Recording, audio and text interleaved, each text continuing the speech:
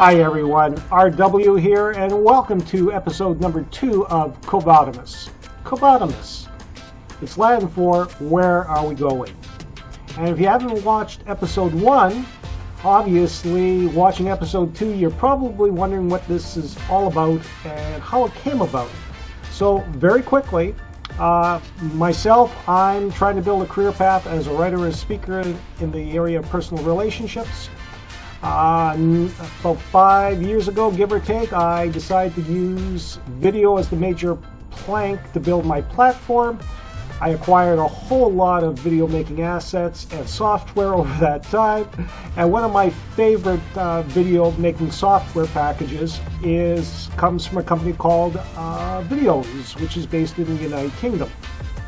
Now, at the beginning of the year, when COVID started to really ramp up, the people at Videos decided that it'd be a really good, insightful project to go and allow video creators who use their software to go and upload videos to their website from across the globe, to go and see how the impact of COVID-19 was occurring in different parts of the world.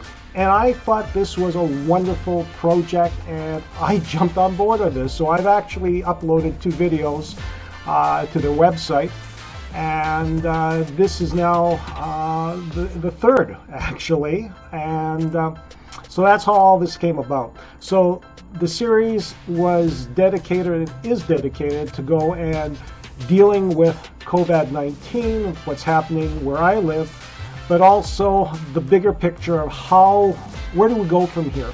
Because there is just living through COVID-19, and we've now gone through 6 months of this, give or take, depending on which country you're at and when it started.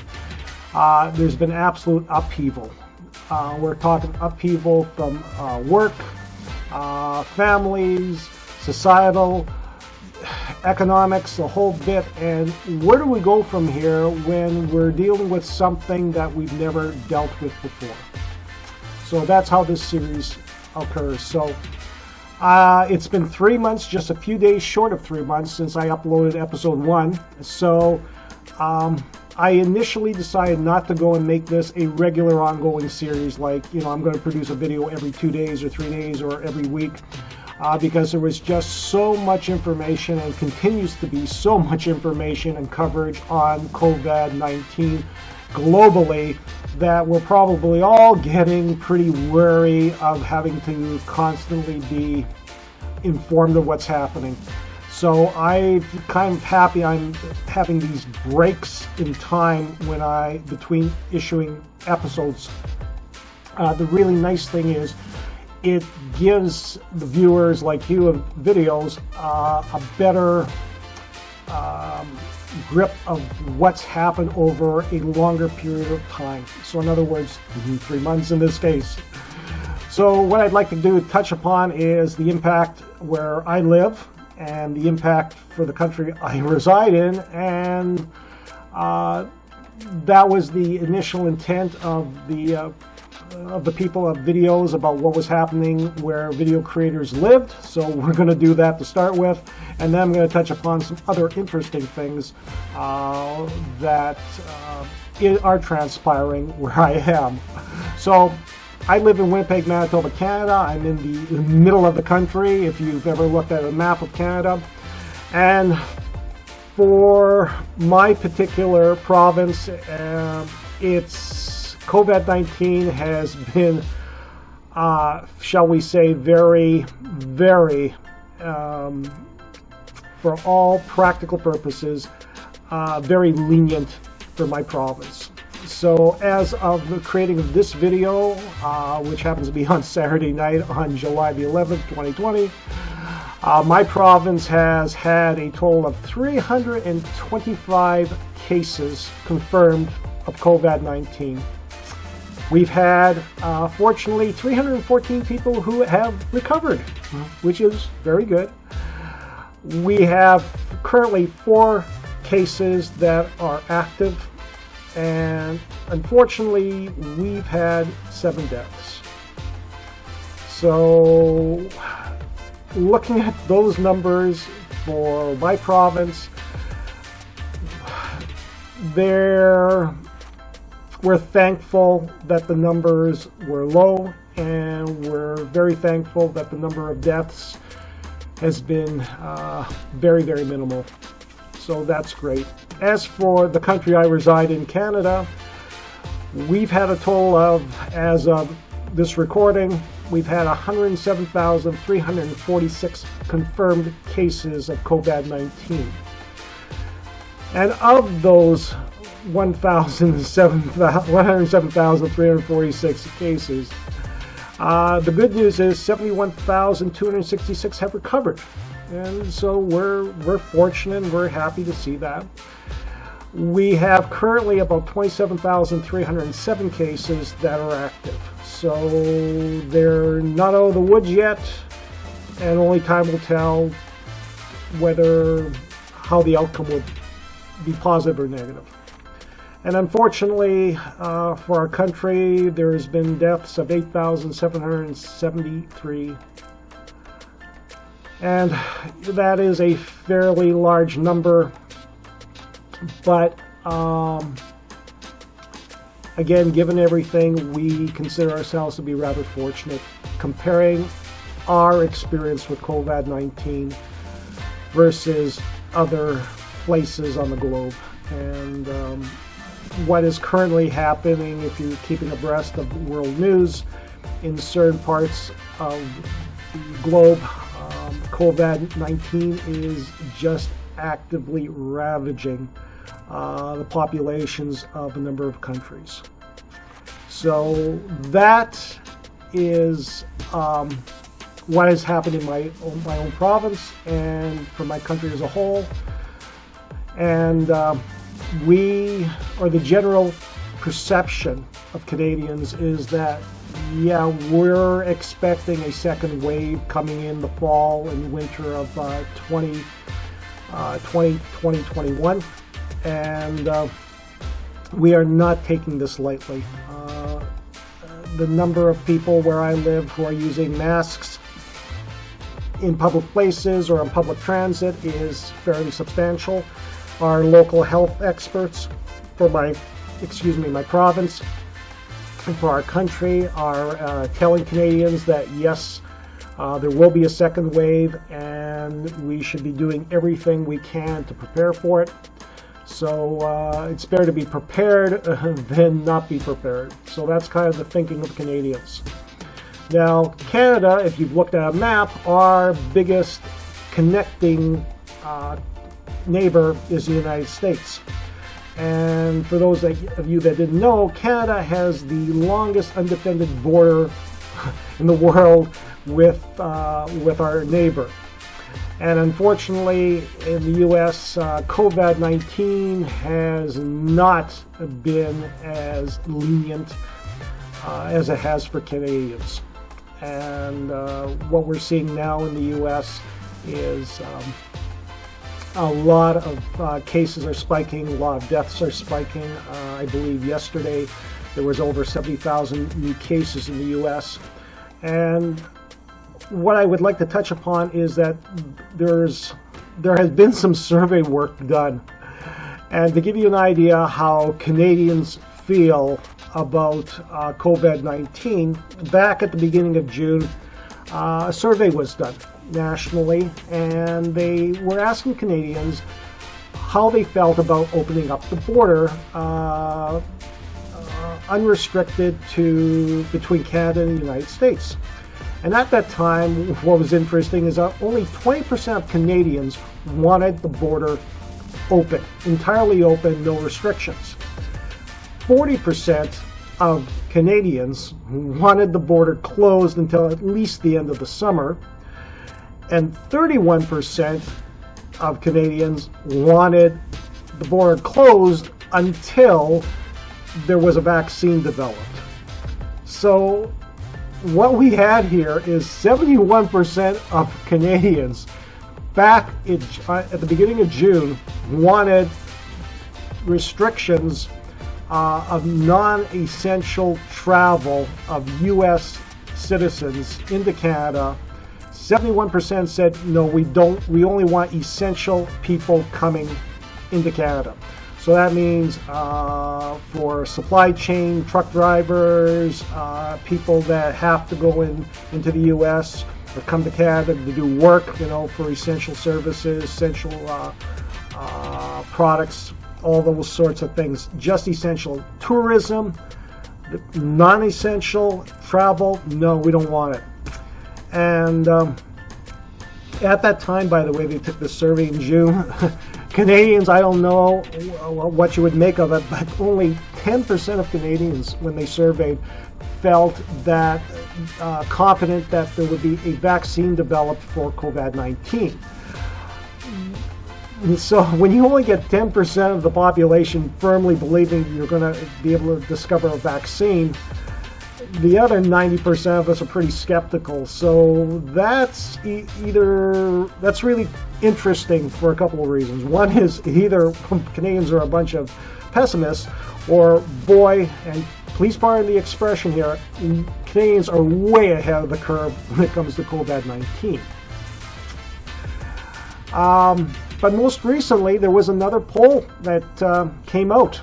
Actually, it was in today's local paper. And for all of you people around the globe, look, support your local papers because they are invaluable for information and news and opinion and free speech. And those are all good things.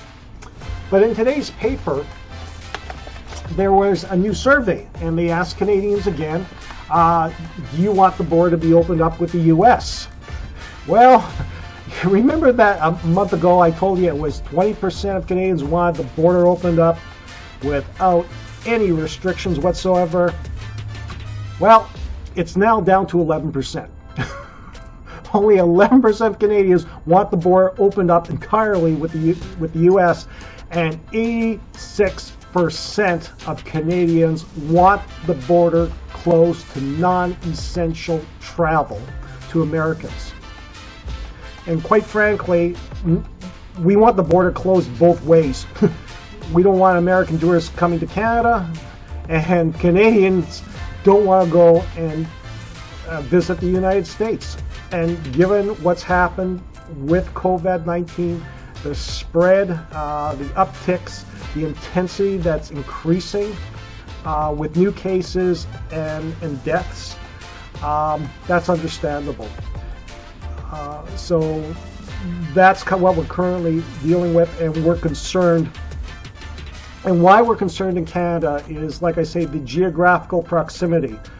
The U.S. is our neighbor to the south, but when you look at the Canadian population, the vast majority of Canadians live within drivable distance of the United States-Canada border. So in other words, normally somewhere between 2 to 3 hours. And like it's 90% of the population. So we have some advantages. One is that we get the local television feeds from broadcast stations in the U.S. We also get cable channels. We get a lot of American channels. So Canadians, for all intents and purposes, are pretty savvy when it comes to knowing what's going on in the U.S. And that's a good thing when you want to go and build good relationships up. But in this particular case, yeah, we know exactly what's transpiring in the U.S. and we're scared for the American citizens, but we're also concerned about our own safety.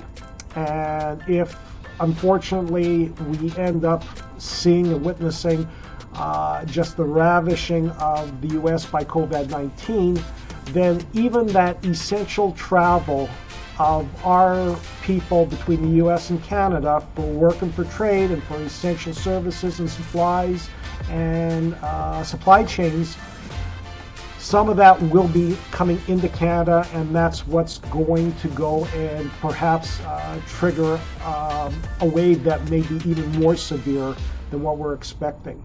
So when it comes to Canada, Canadians, our governments, a lot of our elected officials, we're not interested in opening up 100% full bore.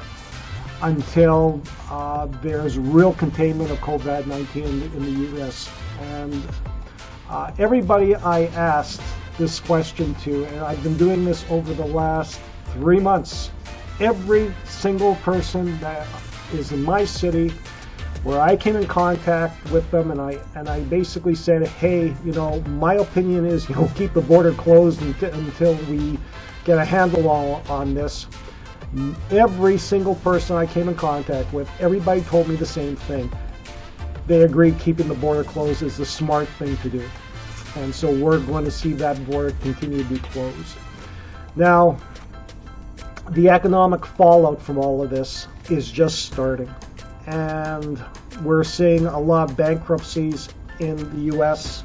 They're starting to show up in the paper. And in some of the cases, it's long-term businesses that are now going over the edge because of COVID. In where I am, it's pretty well, we're getting back to normal here. So in other words, businesses are all opening up. There's still restrictions with respect to social distancing, and we're okay with that. A lot of the restaurants, fast food chains, you can actually go in and dine now. Again, social distancing. So we've taken an economic hit. There's no getting around it. We have taken an economic hit, but because we took a more aggressive approach, we didn't end up with the human costs of deaths, hospitalizations that a lot of other countries saw. Not to the same magnitude. So we thought that was a good thing. And when everything is said and done, look, we can rebuild an economy. We can't rebuild or replace massive percentages of our population if they've been wiped out because of COVID. So we're taking a very cautious approach. And, the Europeans actually kind of appreciate that. Canada was one of only 14 countries that Europe decided that, we've got our act together with COVID, so we're confident in allowing your citizens to go and come to Europe as tourists, which is flattering. But, to continental Europe, look, we like the gesture. It's very kind. But for the most part, Canadians, we're going to stay at home. We're going to stay at home until this is all dealt with, because it's not good for us to expose ourselves unnecessarily to COVID exposure. And quite frankly, we don't want anybody in continental Europe to, shall we say, unfortunately, suffer because we brought something into your territory. Plain and simple. This is pandemic. This plague. Let's be honest. So, what we're going to see moving forward, and this series is going to deal with, is where do we go from here? Because we're now starting to see a lot of bizarre things happen that I never thought we would see. For example, there's a CO2 shortage? Really? Yeah, well, apparently there is. And CO2 is a major component that is used in the food processing industry, or the food chain, I should say. So, from carbonated soda pop to making beer to decaffeinated coffee to, shelf life extension of packaged foods. There's a shortage. I didn't know that. Aluminum. Apparently, there's some issues with aluminum. It's not that there isn't a shortage of it. It's the fact that it's building up in warehouses as ingots, because the companies that would use or produce products or serve products commercially, industrially, or for consumers aren't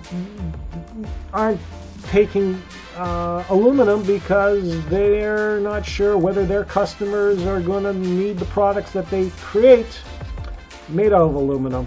So we just started to see this in the U.S. A lot of horrible numbers. with respect to how perilous, how severe the economic impact has been. Apparently, there was some data released a few days ago that since the beginning of March, a third of renters of apartments haven't paid their rent. This is already July. Apparently, about 25% of people that have houses with mortgages on them, apparently 25% didn't make their mortgage payments in July. And that isn't good. That is not good to see. Unemployment numbers, not great. So unfortunately, for all of us, for those of us who are workers, for those of us who own businesses, for those of us who are doing nonprofit work, there's a lot of things that are now in very serious states of being extremely fragile and perhaps just cracking and shredding. And what do you do? Like I say, we've had some local restaurants closed because they just couldn't survive. We're seeing big chains, big companies all over the place declaring bankruptcy, and this is just maybe the tip of what's coming. So hopefully we'll get some more direction, vision, insight, some enlightenment moving forward. But as of right now, definitely the first wave isn't over. There is going to be a second wave coming, and when that happens, we will definitely have to go and look at where do we go from here. And like I say, as time goes by, the great thing is with science, we're going to end up with more answers to COVID. So that will be good. It'll allow for better planning, and hopefully we can go and make the second wave that we have to endure less painful and less costly for all of us, from a human life standpoint, from a hospitalization standpoint, from worker standpoint, business standpoint, all of that, hopefully we can learn from. But yeah, we're going to have to go through this. But for all of you who are in countries where your governments took decisive measures, whether they, in hindsight, some of them weren't that great, and some of them were really good. The thing is, any group, any government that took aggressive action and tried to do what was best for its population, you should consider yourself very fortunate, because what you or I could have experienced could be a lot more severe. And unfortunately, we're witnessing that as I create this video. So thank you for watching. If you haven't watched episode 1, please watch episode 1 of Quo Vadimus. And hopefully I'll see you here in probably maybe about 3 months again with episode 3. And at that point, we'll hopefully have more insight, more knowledge. And then I'm going to go and have some more really good suggestions about where we go from here, especially if you're going to use video to promote your league, your union, your association, your business, your nonprofit. And that will be interesting, I will guarantee you. Anyway, take care, and remember, the one thing that's always important right now is take care of yourself, take care of your health. All right? And we'll see you down the road. Take care.